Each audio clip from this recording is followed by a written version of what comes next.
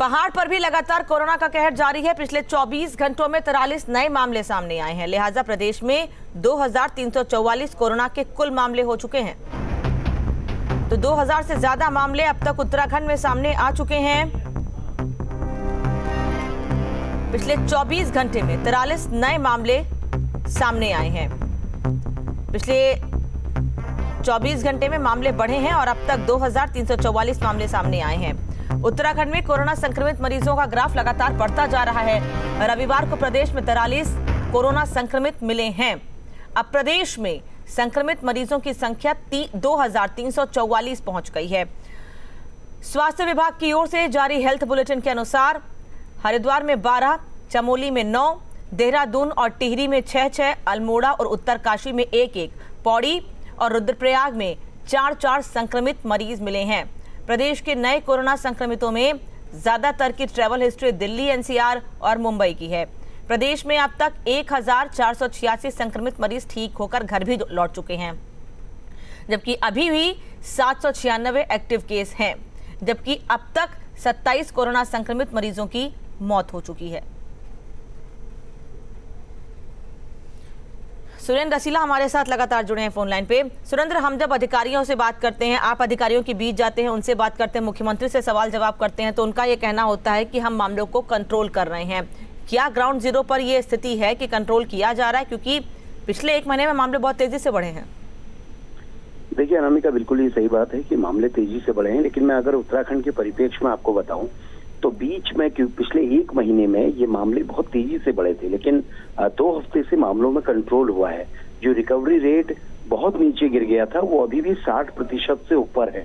और इसके अलावा जो लोग ठीक हो रहे हैं, जो डिस्चार्ज हो रहे हैं, उनकी संख्या बहुत ज्यादा है।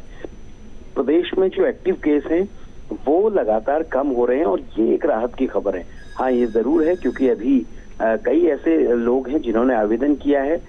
पहले लाखों की संख्या में, करीब 3 लाख की संख्या में रजिस्ट्रेशन हुए थे। उसके मुताबिक करीब 2 लाख लोग प्रदेश में आए, लेकिन कुछ लोग बाद में नहीं आए, उन्होंने अपने आवेदन निरस्त करवा दिए थे। लेकिन अब लोग आने लगे हैं, अब प्रदेश में दोबारा से लोग आने लगे हैं और जो लोग आ रहे हैं उनके कंपल्सरी टेस्ट लिए जा रहे हैं, बल्कि पूल टेस्टिंग हो रही है।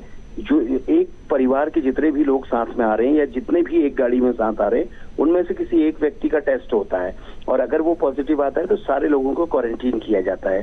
तो इसलिए भी ये संख्या बढ़ रही है। और दूसरा मैं ये कह सकता हूँ अनामिका कि जो सैंपल टेस्टिंग थी वो पहले बहुत धीमे हो रही थी, इन दिनों वो भी बढ़ी है। चंडीगढ़ से भी हमारे टेस्ट हो रहे हैं, दिल्ली से भी हमारे टेस्ट हो रहे हैं, तो इसलिए भी ये आंकड़ा बढ़ रहा है।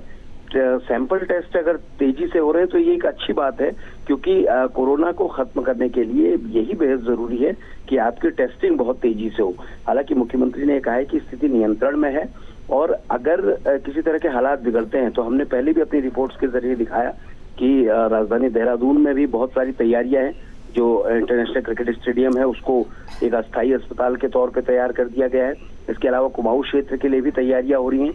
तो ऐसी कोई फिलहाल पैनिक सिचुएशन नहीं है, लेकिन स्वास्थ्य विभाग की यही कोशिश है कि ये कम्युनिटी स्प्रेड में ना बदले।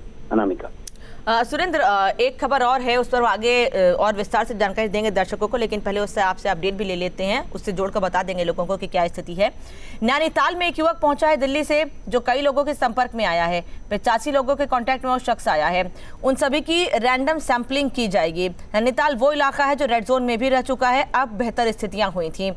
अब जब 85 लोगों की रैंडम सैंपलिंग होगी, किस तरह की सैंपलिंग की जाएगी, क्या सभी लोग चिन्हित किए जा चुके हैं जो संपर्क में आए हैं उसके? बिल्कुल, देखिए प्रशासन का कहना है कि लगभग 60 से ज्यादा लोगों को क्वारंटीन किया जा चुका है। कुछ लोग जो बचे हैं उनको भी क्वारंटीन कर दिया जाएगा।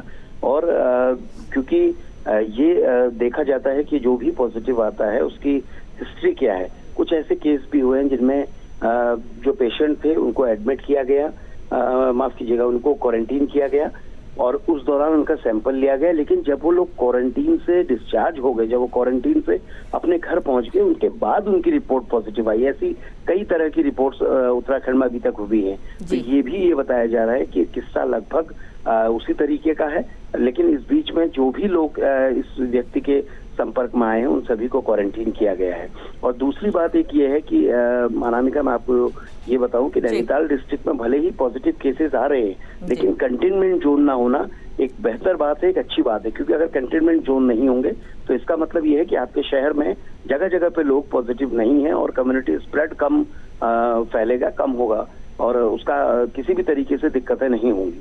चलिए, तुरंत सुबह सुबह ये अच्छी खबर नैनीताल के लोगों के लिए जो थोड़ा डरे भी हुए थे इस वजह से कि कहीं नैनीताल कम्युनिटी स्प्रेड की ओर तो आगे नहीं बढ़ा, लेकिन उत्तराखंड में फिलहाल ऐसी कोई स्थिति नहीं है। धन्यवाद आपका इस तमाम जानकारी के लिए।